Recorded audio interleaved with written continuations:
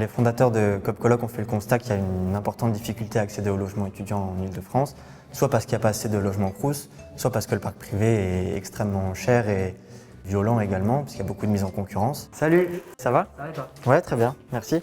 Et donc finalement, pour accéder à un logement, soit il faut être boursier échelon 6 ou 7 pour espérer avoir une chambre en CTU, soit il faut avoir un très bon dossier, ou alors consentir à avoir un logement qui n'est soit pas en bon état, soit hyper cher, soit très loin du lieu d'études. Alors face à ce constat, on a développé une solution de logement étudiant en faisant lien entre les bailleurs sociaux parisiens et en proche banlieue et les étudiants.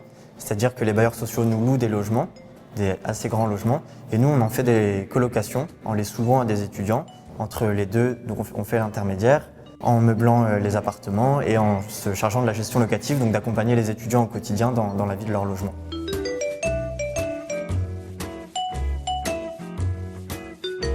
Ça permet en fait à des étudiants qui sont pas assez riches pour avoir un logement dans le parc privé et pas assez pauvres non plus entre guillemets pour avoir une chambre en CTU.